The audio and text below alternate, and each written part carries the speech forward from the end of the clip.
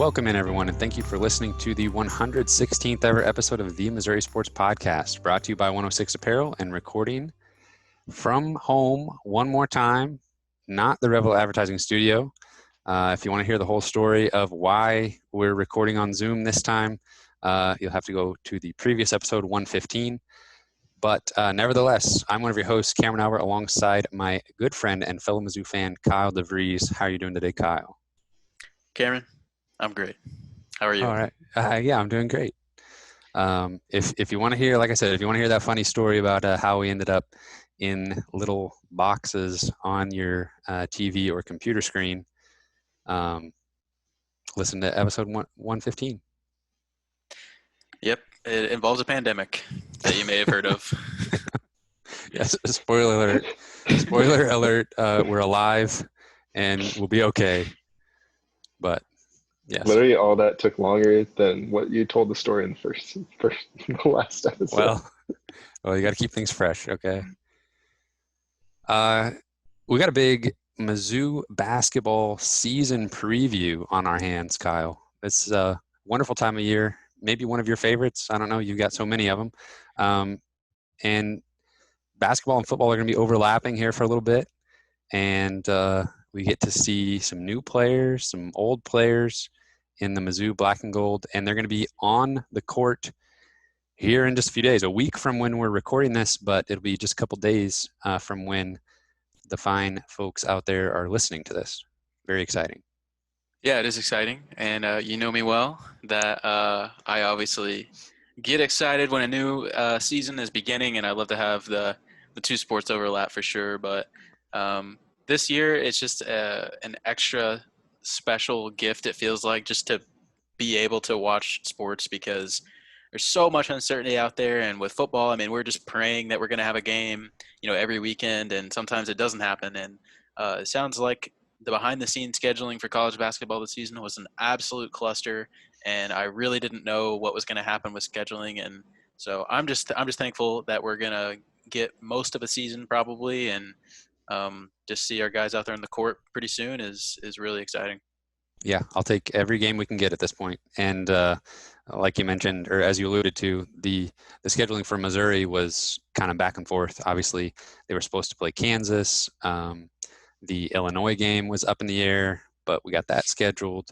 There were so many like non-conference tournaments that are getting disbanded and all that.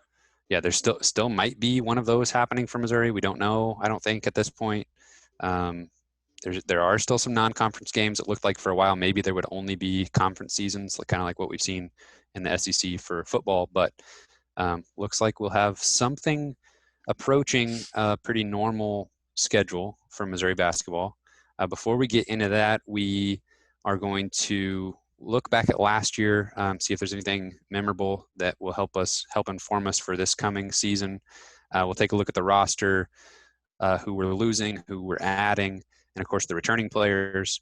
Play a few games with the potential starting lineups, and then we'll take a look at the schedule.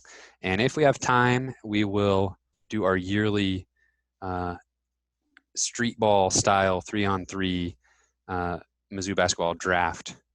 If we don't have time, we might bump that to the next episode. So we'll see. We'll see how much we can ramble on. Yeah. About the roster and the schedule. So last season, Missouri finished 15-16, 7-11 in conference. I was looking back through the schedule, and obviously there were some notable games. The overtime loss to Xavier, the bragging rights win over Illinois, the absolute abomination that was the Charleston Southern game. Then in conference season, we had the beatdown of Florida, overtime win against Arkansas, heartbreaker against LSU, senior day win at the end of the season against Alabama. Those are kind of some that sprung to mind for me. Did any of those stick out in particular for you? Yeah, I mean, you mentioned the Xavier game. I'd almost completely forgotten about that game. But that was really kind of the first game we realized that Missouri's going to have some offensive struggles. I mean, we knew that could be a possibility. at the time, I think we maybe just thought Xavier had an incredible defense, and they did have a good defense, but that was definitely foreshadowing of things to come. Um, and a couple of those games I didn't even get to watch. The Charleston Southern game, I was out of the country and didn't have to watch it. And the Florida beatdown, I didn't get to watch that game either, but still very memorable games along the way there for Mizzou, and they truly had some real ups and downs. Yeah, one that I won't forget, but probably a lot of other people will be the Chicago State game. I was actually there in person when Torrance Watson broke or set a new Mizzou Arena single game 3-point make record. And I was there with my dad and my two little brothers. And of course, there was nobody in the arena. So at halftime, we moved way down to the second row. And so we got a really nice view of Torrance Watson breaking that record. And my two little brothers just thought that was the coolest thing ever. They've made it a habit of just memorizing the entire Mizzou basketball roster, and they took the program from that game and used that as their study guide to know who every player was and what their number was and everything. That's awesome.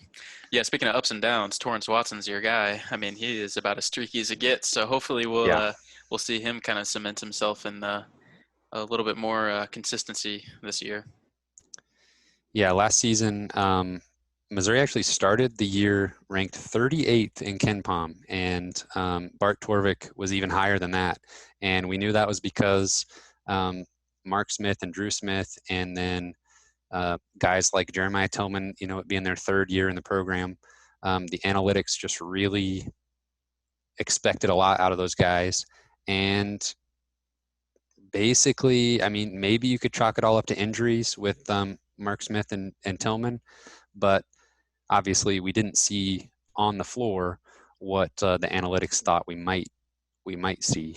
Drew Smith, I think, for the most part, held up his end of the bargain, and then Xavier Penson came on late and showed what he's capable of.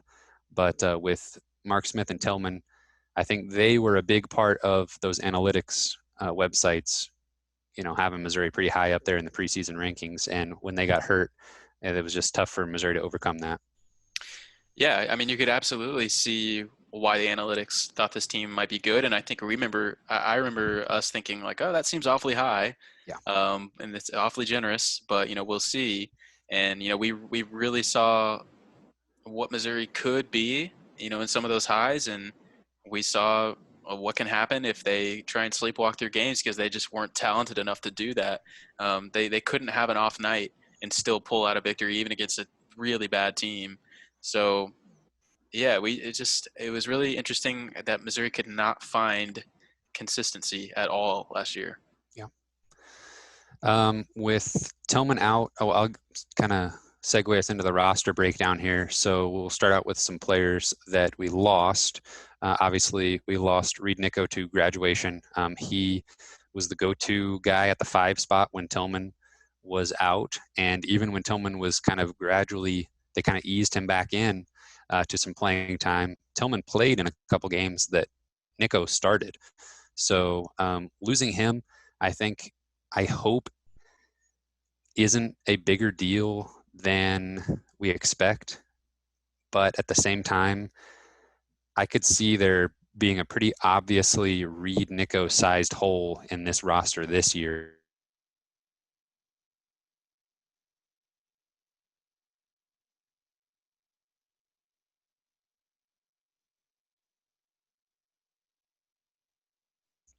Yeah, it's interesting whenever you kind of see guys, they've been in the program for a while and they have a chance to become comfortable and kind of own their role. I think we kind of saw that with Reed Nico a little bit at the end of his year of last year.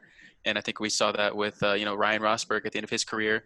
Guys that weren't really, expected to contribute early on, they start to kind of realize, oh, okay, I'm expected to fill this role and I'm going to own it. And I think that Reed Nico did a nice job filling in and realizing that, Tillman is going to be kind of an up and down with injuries and his foul trouble. And I've got to be the consistency here. And I think he did a nice job filling in there. Yeah, if you want to hear us talk even more about Reed Nico, we broke out a part of episode 79 on YouTube. So if you search the Missouri Sports Podcast Reed Nico on YouTube, you will see a lot more of our thoughts on him. Talk to me about Trey Jackson and Mario McKinney. Obviously disappointing that we couldn't get it to work with those two guys. Yeah, I mean, in this day and age, sometimes it's really hard to hold on to heralded recruits that don't get a lot of immediate playing time. And I think sometimes, as what we would probably think, hopefully rational fans who are on the outside of the program looking in, I think we've just kind of come to expect that, especially on a team with a lot of experience, newcomers may not carve out a huge role in the first year, and that goes for most sports. So I think that we kind of expected that coming in, that Trey Jackson and Kobe Brown and McKinney may not have a huge impact coming in, and that's just expected of freshmen. But sometimes whenever you're living in the program and you're a heralded recruit, you expect to come in and start, or you come in or have an immediate role.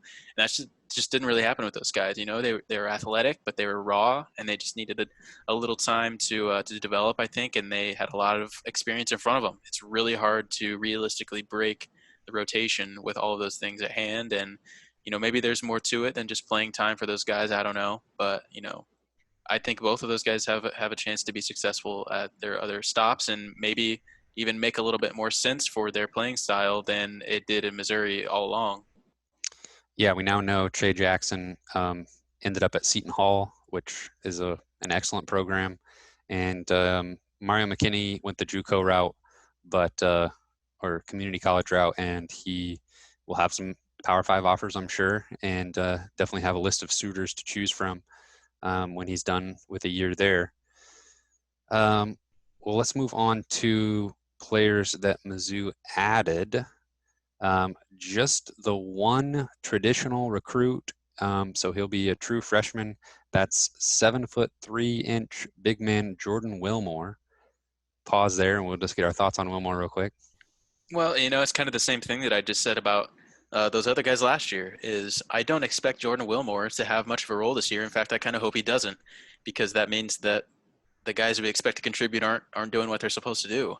And, you know, I think that there's always room for, you know, a 7'3" guy to come in and be a good rim protector and stuff like that, even in his freshman year. But I wouldn't really expect to see a whole lot more than that out of Jordan Wilmore. I think he's going to be raw. I think he's not going to be a scoring threat, at least initially. So I would just expect him to come in and contribute on the defensive end and get rebounds. Yeah, I echo those thoughts exactly. Some players that we might see greater contribution from: point guard transfer from Hawaii, Drew Buggs, and a JUCO forward transfer, Ed Chang.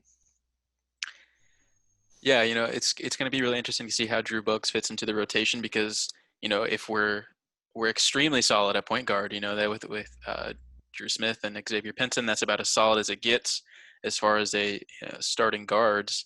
And, you know, I think Drew Buggs might be able to bring a little bit to the table, but I would, you know, for the most part, expect him to be playing in a reserve role. And you know, I don't think that he's not even really a scorer, even whenever he was playing 40 minutes a game at Hawaii anyway. So I think that he's going to look to come in and be a distributor, and he might look to push the pace a little bit. Maybe not to the level of Pinson, but you know, I hope that he can help kind of bring an uptick in tempo to Missouri's game this year. I think that they finished let's see. I think Kim Palm had him at 267th in adjusted tempo last year. That's pretty dang slow. And I think hopefully maybe Drew Buggs can help kind of bring some relief for the starters and maybe help just keep that tempo at a good pace. Yeah, I mean, anytime you're bringing in just a competent ball handler who can see the floor decently, I think that allows you to play faster more often, because you just have bodies that can play that style. Yeah. I was looking at Drew Buggs' stats from last season at Hawaii. He contributed in multiple ways, kind of a Drew Smith-esque box score here as far as his season averages. 9 points per game, 5 assists, 4.5 rebounds, 1 steal. Yeah, definitely would expect his scoring averages to be a little bit lower than that. But if guys are hitting shots, and I still think that he can get 4 or 5 assists a game. But, you know, for the most part, I really do think that, you know, we may only see him play 20, 25 minutes a game. because there's just not a huge role to carve out with Drew Smith and Xavier Pinson hopefully playing 30-35 minutes a game.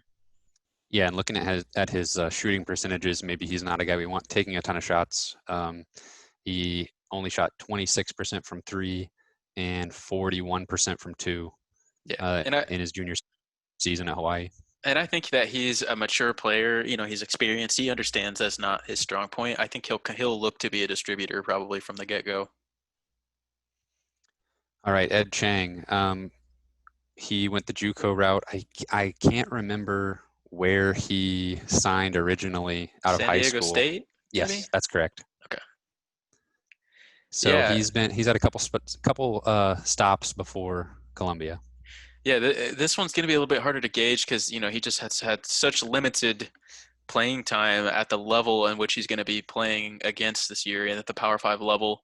And he's he has a lot of talent. I don't think that's ever been in question, but he's never been exactly what he was billed to be at at where he was. And I think he was considered kind of a 3-point shooter at San Diego State, but just didn't do that very well.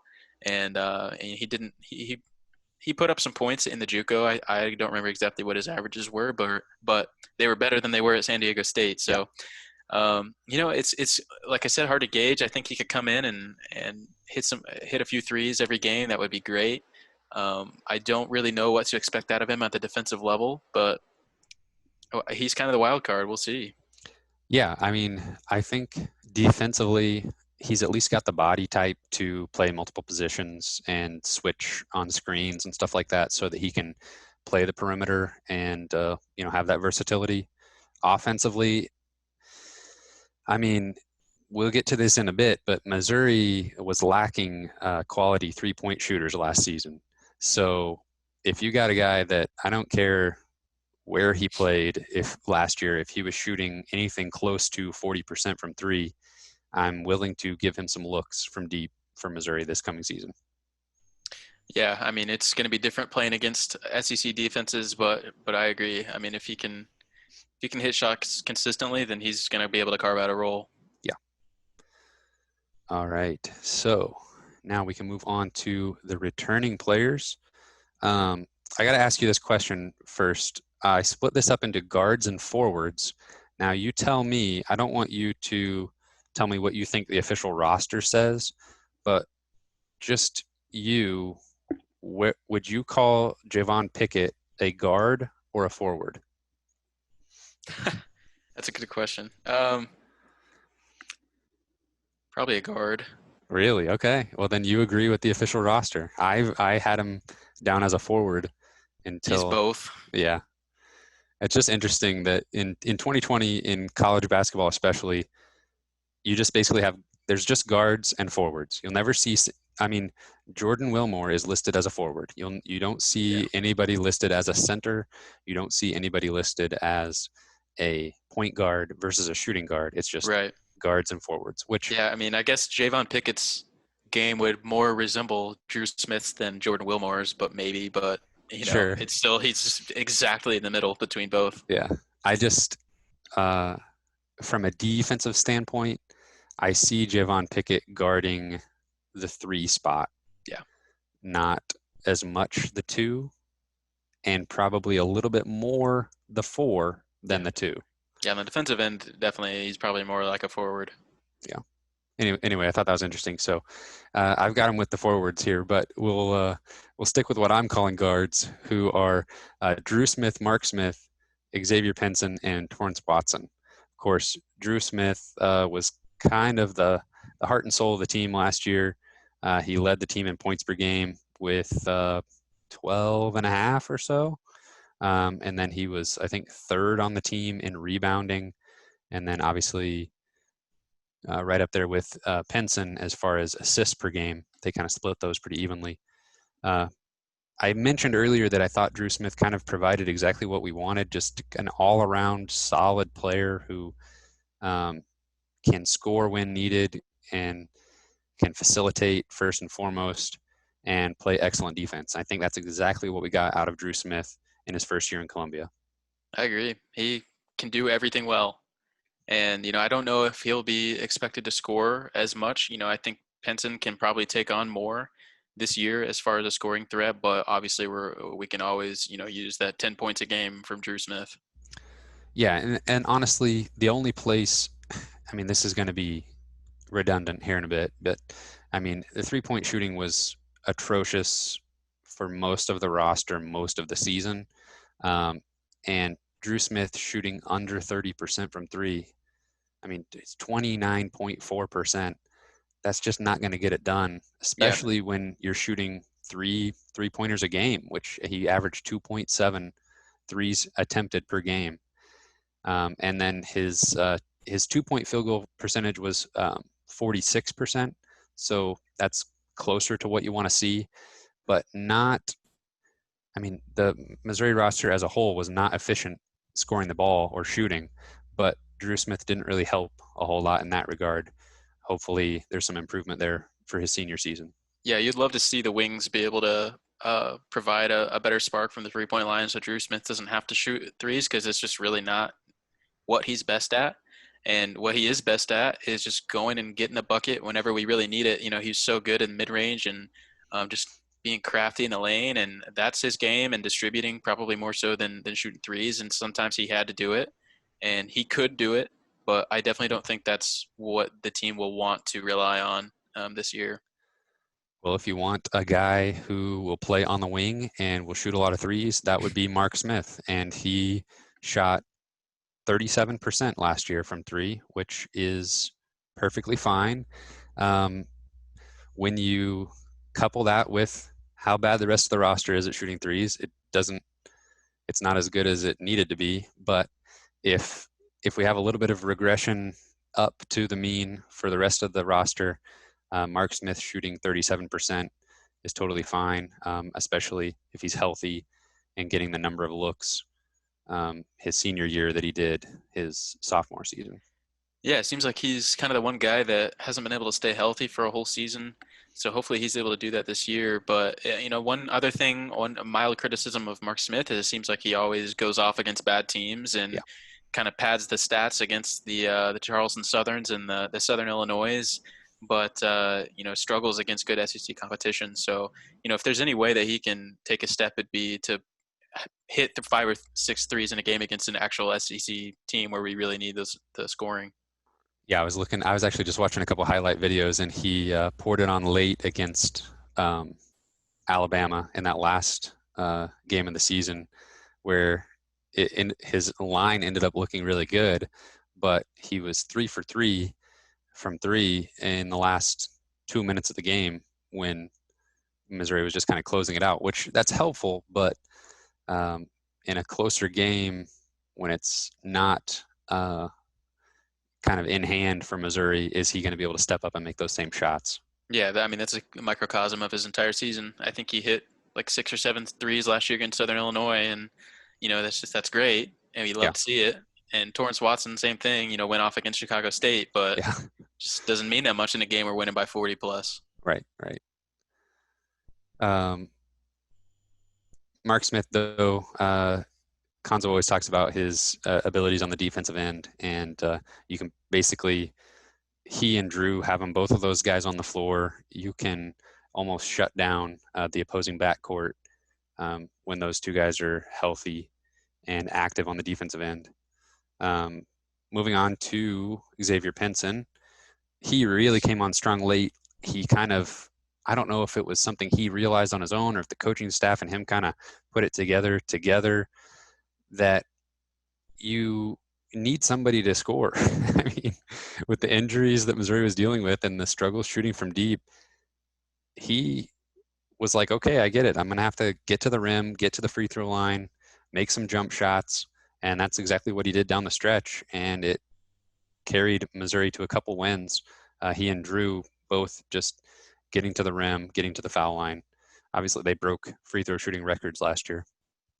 Yeah, I mean, it's fun to see a light bulb go on for a player that's talented and has the ability to be really good. And I think that's exactly what happened. And like you said, I don't know exactly how it happened. I don't know, but he all of a sudden you could tell he had the confidence that I can score against anyone at any time, and that's really what he did for the second half of the year. And I kind of expect him to do that again this year. I expect him to have that scoring mentality, that I can score whenever I want against whoever I'm playing. And I think obviously his ceiling is a lot higher than probably anybody else on the team. And he really could have a first team All SEC type season if he's able to stay healthy all year. And I really think he has that potential. Yeah, just look at his last 8 or 9 games of last season and project that out over a full season. That may be asking a little too much, but we know it's possible. Even for a third of a season. So Yeah, I mean, and that's just kind of what this Mizzou team needs. We have a bunch of guys that are good, moderate, but we really need a guy to really step up and be the leader and score a bucket when we need it, and just kind of be a leader on and off the court. I think Xavier Pinson can do that. then we talked about Torrance Watson quite a bit already, but he's the last returning guard that I have down. We'll sneak Pickett in here in just a minute. I mean, we've said a bit about him already, just kind of really hot and cold. I think he did provide something that Konzo wanted to see on the defensive end at times last year and got some playing time just because of that. So I'd rather that playing time go to someone who is active on the defensive end and making shots. So if he's that guy, then fantastic. But I don't think we have a lot of time. We didn't have it last year. I don't think we're going to have it this upcoming season to have a guy on the floor who's just providing solid defense. We need guys out there that can make shots. Yeah, I mean, he's the kind of guy that can win you a game against pretty much anybody if he's on. And that's the unfortunate part about a guy that's streaky is you got to just play him all the time and hope that you get a good game. And you can't just only play him when you know he's going to go off. It doesn't work like that. So the streaky guys, you got to put them in there to take their lumps and also go and hit 7 threes in the game. So Yeah. I think we'll just continue to see both of those things from Torrance Watson this year. Okay, so slide Javon Pickett right in here. The roster, the official roster calls him a guard. I'm probably going to always call him a forward, but maybe if he could handle the ball a little bit better, I'd be more likely to call him a guard. Yeah. But just a solid guy that is just always in the lineup, it seems like. Yeah, just always playing hard and he knows where to be. And, maybe he played the 4 a little bit more because we just kind of needed some depth there this past year. And but I will obviously get to the forwards here in a minute. But I think that we've got the depth we need this year. That's maybe hopefully he won't have to overextend himself to have to guard guys 4 inches taller than him too often. But he's shown he has the ability to do that at a pretty good level. So yeah, he's kind of just the utility guy that you can kind of play him in different positions, and he may not be the best and he may not be super athletically gifted, but he'll play hard and give you good minutes. So the officially deemed forwards that are on the roster returning from previous seasons are Jeremiah Tillman, Mitchell Smith, Kobe Brown, and Parker Brown. Now, I like that group of 4 as a foursome that can hold down the 4 and 5 spots. I mean, between those 4 guys, I don't see how you'll need to, I don't see Jordan Wilmore necessarily needing to be a part of that front court rotation when you've got those 4 guys. Now, you're going to be playing smaller at times with Parker Brown and Mitchell Smith playing the 5, but they've got the length and the height to provide rim protection and rebound and finish around the basket when Tillman's not on the floor. Any of those guys you want to talk about first? Yeah, I guess I'll just jump in with Jeremiah Tillman. Seems like he's been in the program for forever. He kind of has. Yeah. The opposing SEC teams will be thinking that for sure. Yeah. We've talked a lot about Jeremiah Tillman, in the last couple of years, and we've always known he's a talented guy with a high ceiling. He just kind of needs to put it all together on the defensive end and stay out of foul trouble. And I mean, honestly, I'm not sure anything's really changed. It's just we know that they're a lot better when he's on the floor, and we just kind of need him to be there. I think we have a little bit better depth this year than we've had in the past, but it's still, we just really need him to be out there. The Mizzou social media kind of brought a little bit of a storm upon themselves when they posted that little video of Tillman dunking in practice. Obviously, he looked fantastic, but that just invites so many comments of, okay, yeah, well, is he going to stay on the floor? Yeah, And I believe the caption was like Tillman's ready, and yeah, then like there were like some comments like ready to get in foul trouble. yeah. So Yes, you're right. They did kind of invite that a little bit, but and that's unfortunately just kind of the feeling is we're just kind of tired of Tillman being mediocre, and yeah, that seems a little brutal, but like he was a strong recruit coming in, and we've seen flashes where he looks like he can be all SEC, but he's out there for 12 minutes, and that's all we get, and so I think that the fan base is ready to see him show some consistency. do you remember? I'm gonna make you think back here. Do you remember the showdown for relief? Hmm. Obviously, that was against Kansas before Gonzo's first season exhibition game.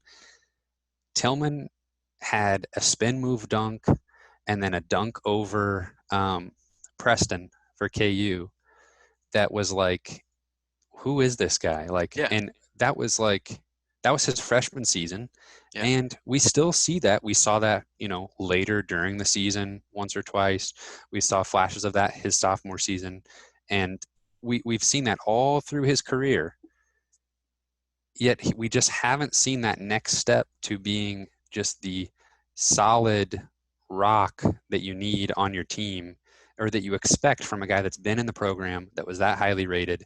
It just seems like he came into the program with this skill level and ability, and he's maintained that, and it's been, and that skill level is truly fantastic, but he just can't be consistent enough. And I'm wondering, are a lot of those fans in those comment sections, in those replies, just thinking, okay, I'm not going to do this a fourth time. I'm not going to get my hopes up for him to be spectacular a fourth time and then be disappointed again. yeah. I mean, I think it's perfectly reasonable to have your reservations about what to expect out of Tillman. We, like you said, we were at the Iowa State game, his first real game ever, and he had a fantastic game. And we were like, kind of like you said, who is this guy? I mean, we knew who he was, but like, wow, He's Tillman ready. Yeah, he's could here. be. Yeah, he was great right away, Yeah. and just as you said, just kind of has been exactly that, and never really got better. In fact, he almost has seemed like he's been worse at times, and is on the court. I almost said on the field, on the court less than he was his freshman year, Yeah. and so you just kind of have to wonder why that happened. And so I hate to be pessimistic, but I also don't want to get too excited when I think about what he could bring to the table. But Yeah. in the back of my mind, I know that it's possible. He really could bring something we've never seen, and if he's consistent, he's going to be a fantastic player. The only guy that's been in the program longer than Jeremiah Tillman, it seems like, is Mitchell Smith, a Kim Anderson recruit. That's Man, wild. yeah, He has truly been around forever. yes. And he was on my 3-on-3 team last year. I went Smith, Smith, Smith, and he made me look good, honestly. He had I think, a really good season. Some noteworthy plays, some clutch three-pointers in big games. I was just watching the highlights of the Illinois game, which it just seems like it's going to be really. I'm so happy they're playing that game this year, but it's going to be sad not having the crowd because that St. Louis crowd, when it's half Illinois, half Mizzou, is an awesome environment. And it seems like the players really feed off of it. In particular, Javon Pickett, obviously being from St. Louis, and Mitchell Smith gets fired up and plays with a lot of emotion. And he hit some threes that were big shots and then took a charge in the Illinois game. And he was just really fired up about it.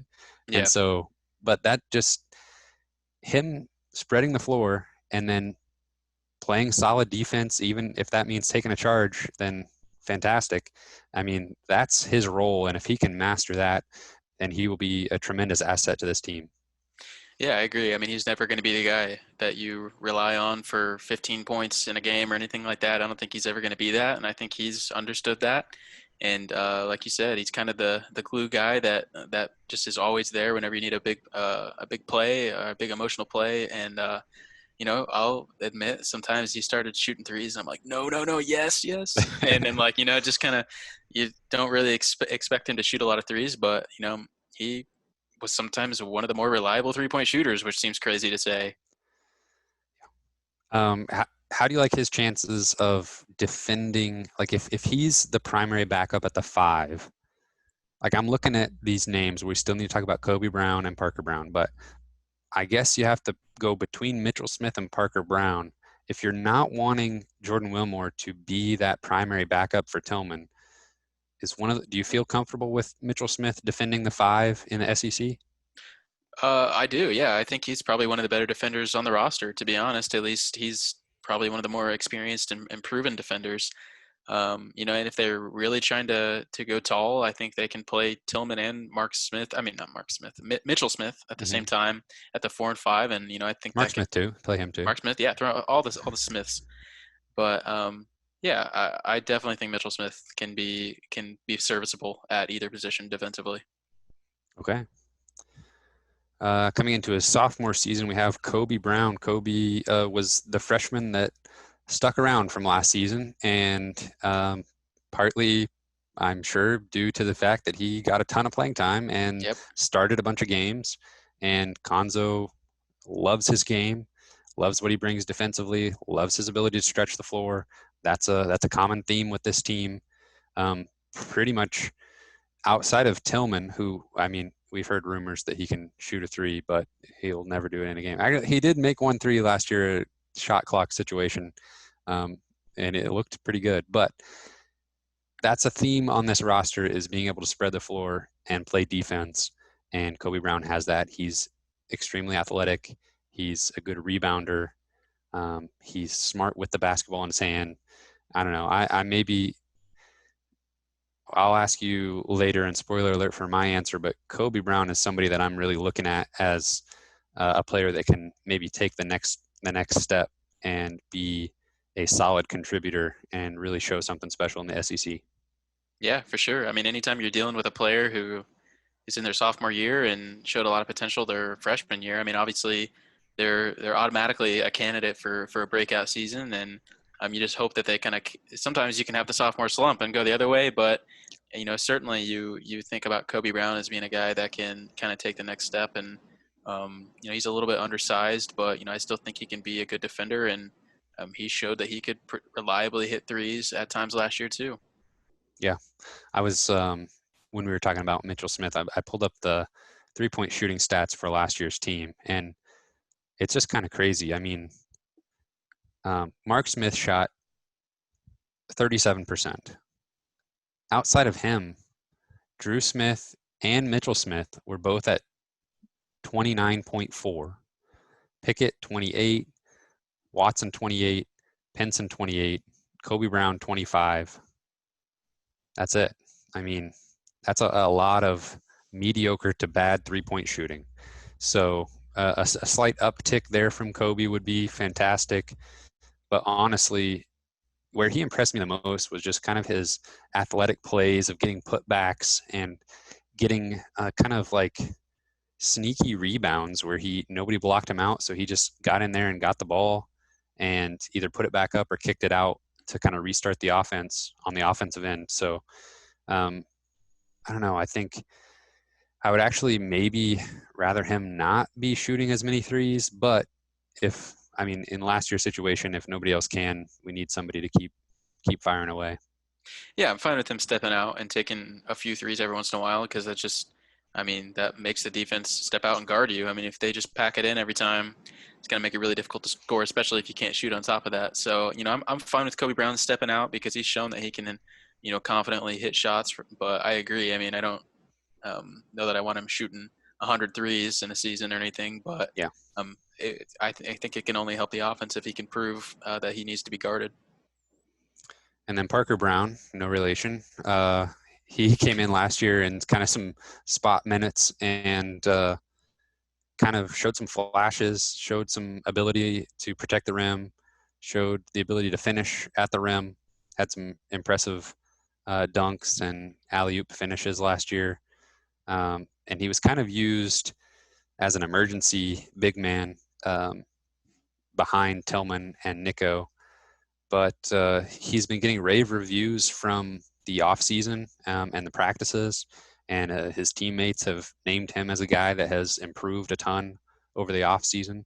So I think something's got to give here with these four guys, that somebody's going to be kind of pushed out of playing time.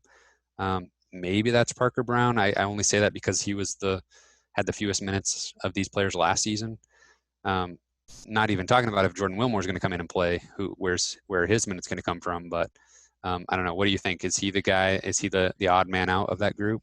Honestly, I kind of hope not. I actually kind of hope it's more Mitchell Smith, because I think that these other guys just bring more upside to the game. And, I think Parker Brown was used very sparingly, but played almost more efficiently than anybody on the team last year, because when he was in there, he really packed the stat sheet, and he could score, rebound, he had assists.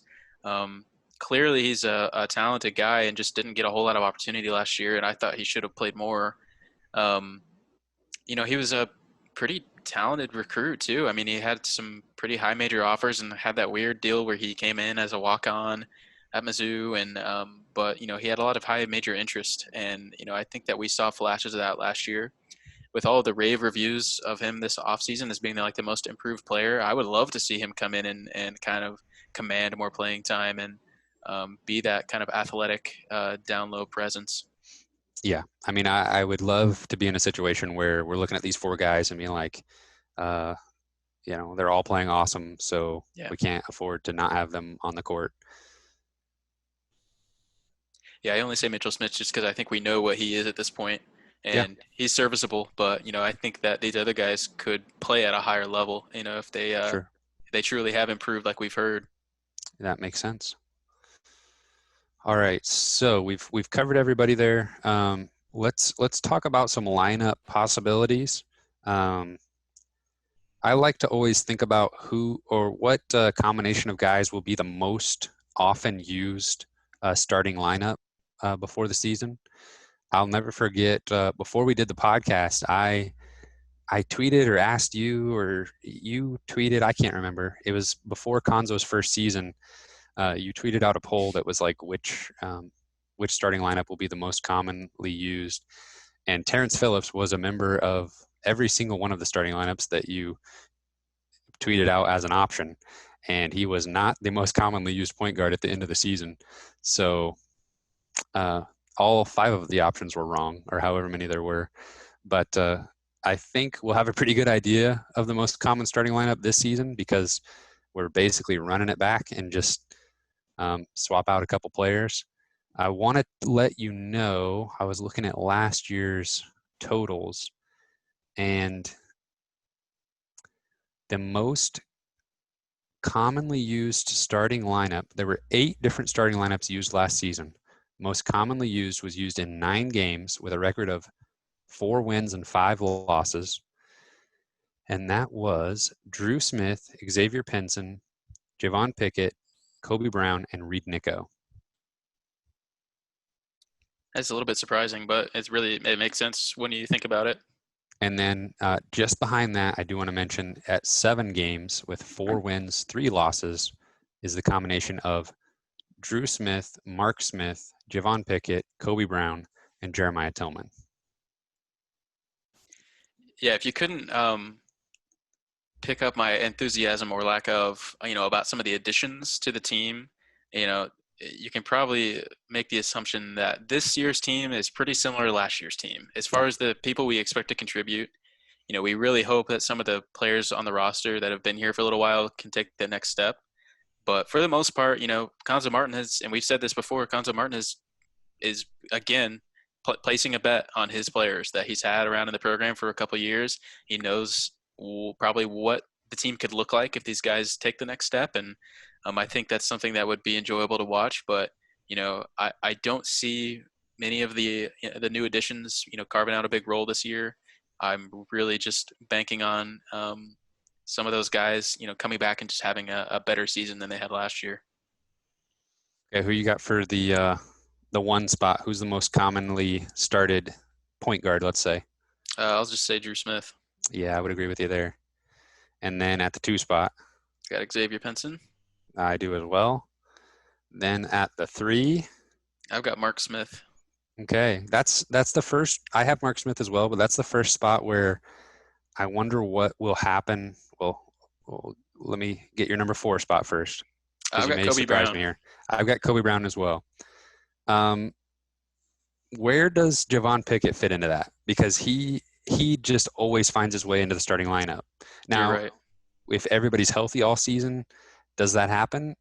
I guess we'll find out. Hopefully, we'll find out. But it seems like Konzo just loves getting Pickett into that starting lineup, and that would have to come at the expense of Mark Smith or Kobe Brown, I would think. I don't see how. I don't think you have Penson coming off the bench. No, definitely not. And I guess my attitude towards Javon Pickett is similar to my attitude with Mitch Smith is, we love what they can contribute and we know what we're going to get from them 100% of the time, but they don't really offer that upside that other players can offer if they're playing to the best of their ability and consistently. So I guess preferably I'd love to see Javon Pickett play more in a reserve role and because other guys are flourishing. Yeah, And hopefully Konzo, he probably sees it that way too. But early on, Javon Pickett coming in as a freshman was already playing at a pretty high level, and that's probably the same level he's going to play at all 4 years. Was pretty attractive at the time hmm when we didn't have as much depth. But I think I'd like to probably see him play a little bit more reserve, I would agree with you there. And then probably at the three. I'm assuming you have Jordan Wilmore at the five. Yep, tallest player wins the job. That's that. Yeah, I mean, you got to have him jumping for the ball, right? There you go. You don't want to give up that first possession. You're right. No, I'm just kidding. I have Jeremiah Tillman. Yes, and obviously, I've sounded like I'm a little bit down on Tillman, but it's only because I know, and it's the same with a lot of Mizzou fans out there. It's only because we know what he's capable of and want to see it so bad before Yep. his eligibility runs out. Yep, you got to trot him out there. You can't not play him. Yeah. Then give me your top contributor off the bench. I wrote down Mitch Smith. Before this episode started. I'm not really sure what I think about that prediction now. I honestly think I might like Parker Brown more. I really have no idea what to expect as far as kind of the sixth man, but we know Mitch Smith is going to get a lot of playing time. I don't think you're going to be able to take him off the floor just with how steady he is. So I don't know. I guess I'll just keep him as kind of my top. As far as minutes go, I think I'll put him as my sixth man. I don't know about like true like production. Sure. Yeah, I'm slotting in Javon Pickett at that spot. Just and I was kind of deciding between Pickett, Mitchell Smith, and Drew Buggs. Honestly, it'll be interesting to see how the point guard minutes get doled out, or Yeah. the primary ball handler minutes get doled out, because I could see him being the second leading minutes guy for primary ball handler, because I think if you're gonna get scoring punch from Drew Smith and Xavier Pinson, you might need Drew Buggs kind of distributing to those guys a little bit more. Although Yeah, we know Pinson can do it with the ball in his hands, so yeah. maybe it just squeezes Buggs out of the rotation. But I mean, what would be the point in going and getting him then? Right. I guess Well, I'm talking through my confusion here in this whole thing. that was definitely my thought at the time whenever we did add him was, I'm not sure this makes as much sense, but maybe we just really think Xavier Pinson is going to play off the ball more, and he's going to just be relied upon to be that scoring threat all of the time instead of a ball handler like he was more last year. But I can't shake the fact that he was most effective scoring last year by driving to the basket and initiating the offense like from the top of the key. So Right. He's definitely not like a spot up shooter at all. So, right. I definitely don't know that you want to take the ball out of his hands. So that honestly might be kind of the biggest mystery of the entire season is just how are they going to split up the playing time between those three guards? Yeah. Yeah. Okay. Any other players that we? I mean, we talked about all of them, but anything you want to mention about anybody that we glossed over? I guess okay. I'll put you on the spot a little bit, and All right. this isn't about a player, but it's about the head man, Conzo Martin. Okay. Is there any chance he's coaching for his job this season? Well, uh, I've said in previous episodes regarding football coaches this year that I can't imagine firing a coach in the middle of this COVID football season in 2020. But um, we talked about it on the previous episode. We saw Will Muschamp get fired from South Carolina, Hmm. and this would blow up in my face if somebody actually researched this very much. But I could maybe see a similarity in Conzo Martin and a Will Muschamp who has been at a place for a while to where even with a weird season where you might have guys miss games due to testing positive or having to um, isolate, I don't know. I could see a situation where if things get bad enough, he could at the beginning of the season. No, he's not coaching for his job, but I could see a situation where things start out poorly and aren't improving, and then that would definitely be on the table by season's end, I think. Sure, yeah, 100%. I think that's a possibility. I think just he's not coaching for his job this year single-handedly just because of the buyout situation. I didn't do any research, but off the top of my head, I still think if they fire him after the season, it's $6 million. Yeah. Mizzou just dropped a lot of money on Coach Drinkowitz. I'm not sure they're in a position to spend $6 million on a coaching change either. But Yeah. it just kind of depends on how the season goes. The expectations are reasonably high, and and if somehow the wheels come off, and then maybe that's something that's on the table. But I'm thinking like 90% he's coaching here next year, maybe more, 90 to 95%. Yeah. I mean, from that standpoint, you make an excellent point that just from the economics of it, it's probably set in stone for the most part. And there was some success on the recruiting trail Yeah. for the upcoming class. So, And we just don't know how, like you said, we don't know how COVID is going to affect the season. I mean, right. where there could be stretches where we can't play 2 or 3 games, if we get a couple of games close together or something like that.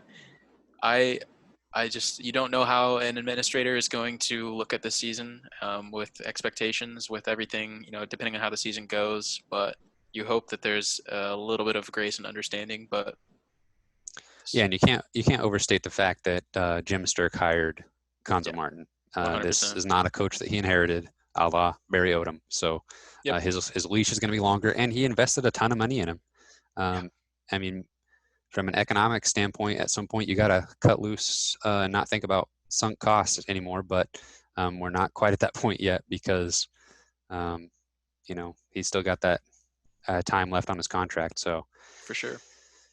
yeah, I hope we're not in a situation where we're having to really talk about this. Although No, things would have to be terrible if coaching we're, searches are fun, but I would not wish this particular coaching search. Things would have to get a lot worse for me to be on board for that, even though it would probably give us a few extra listeners to the podcast. Agree with everything you just said. All right, let's take a look. Let's take a look down the schedule real quick. So it's kind of an interesting thing here. I mean, there's opportunities, I think, for Missouri. As kind of a prelude into it, let me pull up KenPom here. If you don't know KenPom.com is one of the better analytics and data-driven predictive sports websites out there. They do college basketball, and Missouri in the preseason here is ranked 59th. I said they finished like in the 90s at the end of last I think season. it was like 93. Yeah. So they have a little bit of hope behind them, according to the advanced metrics, and KenPom's got them projected to win. I didn't actually look at this before I did my own projections, but has them winning 12 games, so 12-10 and 9-9 in conference. But as I look here, that does not include the game against Wichita State, which, as far as we know at this moment, is happening. But I clicked on Wichita State's KenPom profile, and there's only 3 games on their schedule, so there must be some weird scheduling stuff going on with the Shockers. But we will need to keep that in mind here for the schedule. When it comes to Missouri's spot in the Southeastern Conference as a whole, KenPom has them right in the middle. And obviously that makes sense with the 9-9 record. So, but they do project them to have an adjusted tempo of 289th. Yikes. Yeah, I mean, I feel like that's all pretty reasonable. That's probably, without really doing much research, that's probably where I would have thought they would be around that point in KenPom. Sounds like they learned their lesson a little bit from last season, that maybe some of these players aren't quite what they expected them to be analytically. But yeah, I think that's pretty reasonable. I think I have them winning. I think I'm a little bit more optimistic maybe than KenPom has them. But like you said, there's probably some inconsistencies with what games we're counting. But I think Missouri does have a couple more games that may be on the schedule that haven't really been confirmed yet. But I didn't include those in my predictions. Yeah, I added in Wichita State here. I did do Wichita State, yeah. Okay. Yeah, I had to add that to mine. So we'll just show you how the sausage is made here. Should we? You want to just go through each of these really quick and give a wild prediction on a win and a loss for each one? Sure. Okay. So we'll start out with home game against Oral Roberts a week from tonight, or a few days from now when you're listening to this. It better be a win. You got to be. Then road matchup against Wichita State. Honestly, this was one of the harder games for me to pick, just because I think there's a lot of uncertainty at Wichita State right now with Greg Marshall. Yeah, that's an understatement. By the way, I think he's getting paid over $7 million to walk away. Whenever he was the reason that he was suddenly fired, it doesn't make sense to me. Yeah, but, fired with cause, and here's almost $8 million. Yeah. I actually predicted this as a loss. I think just it's a tough place to play. It's been a really good program the last 8 or 10 years. They were better probably 7 or 8 years ago than they are now, obviously, but I still think that's a tough place to go and win, even with coaching uncertainty. I could definitely change my mind after seeing Wichita State play a game or two, but at this point I think I'm going to say it's a loss. I've got it as a win just because of all the craziness that's going on with that program right now. I mean, they're going to have a new coach. They lost so many players last season. Still had an okay season last year. I mean, still won 20-plus games like they have for the last 80 years in a row. But and you're looking at like polar opposites as far as where two programs are right now. You have Wichita State. I don't want to say they're like in free fall, because the wins are still there for the most part, but the mass exodus that they saw last season, plus now their coach being dismissed, versus Missouri bringing back everybody and has stability in their coaching staff, I see that being the advantage for Missouri, and I've got that as a win. Yeah, I mean, say what you want about Greg Marshall as a person. He's probably not a great person, but he's a really good coach, and so that will probably affect their level of play over the next couple of years. There's a not insignificant amount of Mizzou fans that very much wanted Greg Marshall to be the head coach of the Missouri Tigers instead of Conzo Martin. So I would say about half of the Power 5 teams in the country could have said at some point they wanted Greg Marshall to be their coach. And who would you be if you said, nah, I'll pass on Greg Marshall? I mean, talking about years ago when when these decisions were being made. Obviously, hindsight's 2020, and maybe there's some people out there who had heard rumors of this type of thing. I mean, now that it's out, people are saying, yeah, we kind of knew about this, which don't you shouldn't say that out loud because Yeah, I mean, he was getting paid over, north of $3 million to coach a powerhouse program in the Missouri Valley, and then of course now like whatever they're in the yeah, AAC. American But Conference. yeah, so he had pretty good. All right, moving on to a home game against Liberty. Hugh Freeze's own. I'll say it's a win. Okay, me too. Then a little bit tougher matchup against 126th ranked Bradley out of the Missouri Valley Conference. I'll say that's a win. I think that's a sneaky tough game actually. I think Bradley is probably one of the better teams in the Missouri Valley, and I think they could give Missouri a run for their money if they're not at the top of their game, Mhm. but I still think they pull it out. Yep, I've got that as a win as well. You may have skipped over a game, Let's hear it. the bragging rights game. Oh yes, no, that actually isn't on the list I was looking at here. So That's that's an an important important one. one. Yeah. You can say that again. So I'm going to try to find Illinois' KenPom rating here real quick. 17th. Yeah, they got a lot of good players coming back. They're going to be tough. All right. I guess I got to just chalk it up as a loss. Considering it wasn't on my schedule, and Missouri's won the last two. Illinois is probably due to get one back. Man, I was really happy to see Missouri win the coin flip for this game because the only shot they have at winning this game is the fact that it's at home. If it was on a neutral site or at Illinois, I think it's just an easy loss. I think I got a little optimistic here, and I said this is going to be a win, just because I think Missouri's done well in this series recently, and they got the game at home. I'll say they pull it out. Okay. Yeah, I'll be rooting for you. I mean, I'll be rooting for them with you. Sounds good. Then we are moving into conference play at home with number 19 Tennessee, and I had to have that as a loss. I have it as a win. I think that I may change my mind on that. I think Tennessee has the chance to obviously be really good. Some good returning production, and obviously a legendary coach. Yeah. But they're going to be good for a while too. They just signed Kennedy Chandler, number one point guard in the country. Cam English, it won't be there for long. He's going to get a head coaching job somewhere. Yeah, I agree. I think that Missouri most likely will probably not win both of these games, Illinois and Tennessee. But for now, I'm going to predict them as wins. All right, sounds good. Then we go on the road to Arkansas. Arkansas 54th in the preseason KenPom ratings, and I have that as a loss. I have that as a loss, yeah. Okay. I mean, you're kind of looking at me like, surely not. Yeah, I mean, Arkansas, it seems like this is a game we never win on the road. I don't think that changes. Yeah. I think I said when we did this last year, I'll pretty much always write off the game at Bud Walton as a loss and the home game against Arkansas as a win. But that was because that was more due to Mike Anderson's inability to win on the road. True. And so maybe that's not quite as true anymore. It was the case last year. True.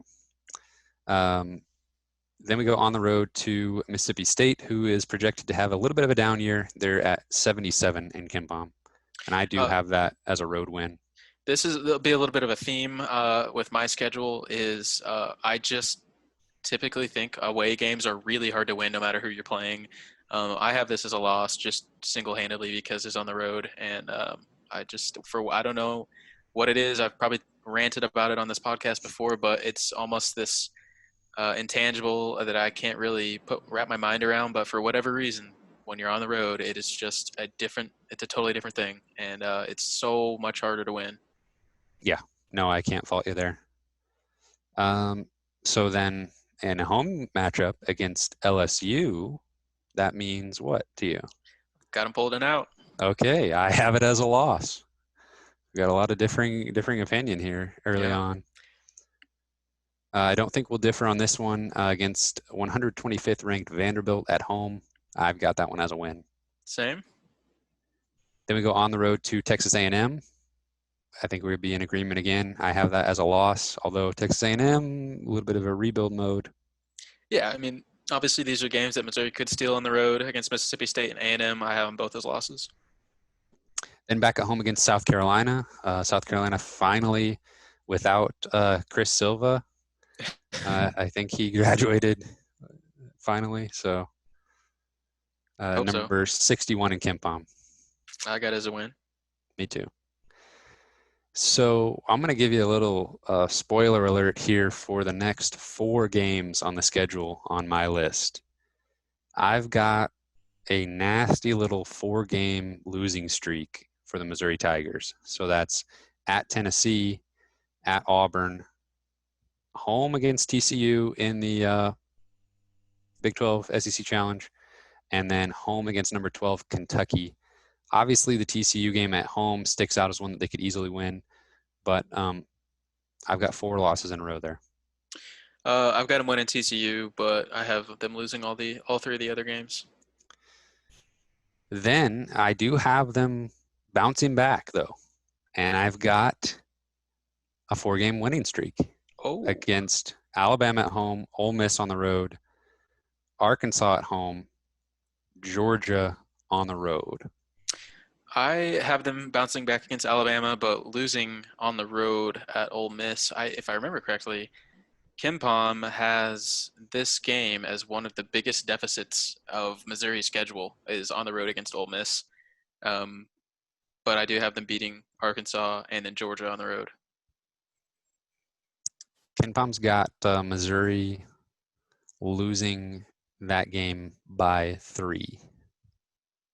That might change since the last time I looked at it, but it did. I know for a fact they had them losing it, but for some reason at one point I remember that being a larger deficit than other games. Interesting. And then, sorry, remind me, I wasn't paying attention. Arkansas and Georgia?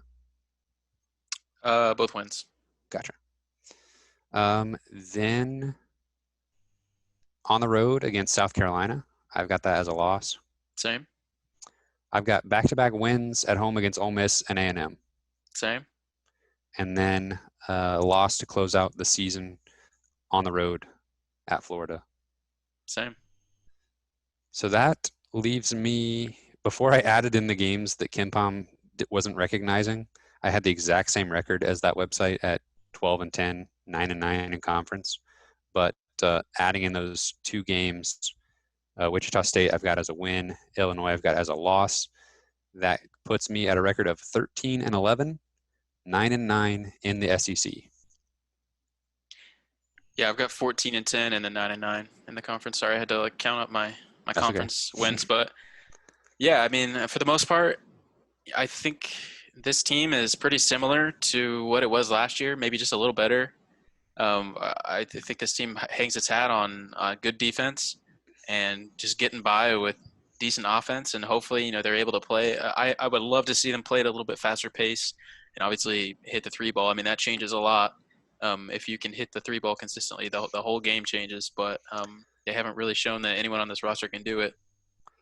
Yeah, we've talked about pretty much every season, and we could look back to the last 10 seasons, and there's always 3 to 5 games that are incredibly close, that don't go Missouri's way. And if, really in college basketball, all it takes is better 3-point shooting. I mean, that's something that can just change the fortunes of a season. If you're consistently hitting outside shots, which at this point, I think we kind of know what we're getting from this Missouri team, from these players, which is why I'm not super optimistic. I don't have them at, 15 to 17 wins, but that's something that if they can start hitting those, then that can flip 3 to 5 games in their favor very easily. That's where I could see them maybe, cracking that top half of the conference. And I don't know what we're looking at as far as conference tournaments and stuff like that. Obviously, we have no idea. But, the offense coming around and especially being able to hit shots from outside, that's something that could really catapult them up in the standings. Yeah, absolutely. I mean, we've seen it time and time again. And, any team can beat anybody if they get hot on a certain night, and that's typically the way it happens. That's what we saw in that Florida game last year. Yep. They've got guys that can hit the three. We just need it to be at a higher level more often, basically. All right, Kyle, do we have time for that 3-on-3? What do you think? I don't even know how long this has been going. I don't either. It seems like it's been a while. It does. It's been over an hour. So, Ooh. you guys. I'm fine to push it, but all right. That's a big tease. That's a big cliffhanger for next week. We're gonna exactly. You have to tune in next week. We're gonna recap the South Carolina football game, preview game 1 of the basketball season, and that is where you will find our NBA Street video game style 3-on-3 draft. Sounds like fun. All right. I'll be there. I'll be there. I'll think about it. All right. Anything else you want to say about this basketball team? I mean, I kind of summed up my thoughts a minute ago, but I would love to see more offense from this team. I think that's going to be the difference maker. I think we know what we're going to get for the most part, but this is the last season for probably a lot of guys on this team, and kind of the last hurrah if some of these guys to make the NCAA tournament and make a dent on the program. Hey, eligibility doesn't mean anything. That's true, but so we never know. You never know. I think Collins has kind of hinted that most seniors will probably move on, but all of them have the ability to come back. Yeah, we'll see. Hopefully, I hope some of those guys want to come back. Yeah, I wouldn't mind it as long as it doesn't interfere with the record books. I'll be fine with it. Yeah. I'm just so excited though. The beginning of basketball season is so fun. I don't know, that first game, seeing the starting lineup and seeing the guys in black and gold. I don't know. Basketball is just a little bit extra special for me personally. And it doesn't matter how bad the team is. I'm going to tune in every week to see, if you could tell me that Missouri is going to score 48 points in every single game this season, I would still watch because I would just want to see, somebody, if they're scoring 48, who's going to get those points? I'm really intrigued to see. Yeah, I mean, you can always pull something interesting out of even losing teams, but yeah, I wish that we could attend some games this year. I don't know if that's going to be able to happen, but it's true. I just love the aesthetic of a college basketball game and the smell of popcorn when you walk in the door, and just I don't know. There's something special about it, and hopefully we'll be able to have that experience. But even if we don't, I agree with you. I love the start of a new season. Yep. All right. Well, to wrap this thing up, you can find us on Spotify, Google Podcasts, and Apple Podcasts. We're on Twitter and Instagram at Mizzou Sports Pod, and you can email us at MissouriSportsPod@gmail.com. That was much better than last episode. I hadn't done it in a while. I was rusty. You can find our shirts and stickers on our little online shop, MissouriSportsPod.BigCartel.com. Not long sleeve though. Sorry guys, just for us. If you want long sleeve, let us know. We need some demand though. There you go. Thanks everyone for listening. We will see you in just a couple more days.